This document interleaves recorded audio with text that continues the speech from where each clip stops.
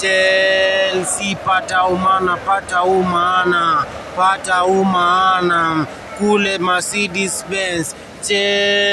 Chelsea wata ulambe mganga vidole, kukojoa uwezi kojoa ukikoa. Namna gani? Kuna fani mmoja aliulizwa kati ya rubani na durubini, nipe utofauti, akasema mwarobaini. Dakika 45 uongeze zingine 45. Los Angeles ilikosa kufunga Chelsea hata bao moja la kuvuta chozi. Muite Enzo Fernandez akifunga bao la pili, assist ikipigwa na Liam Delap.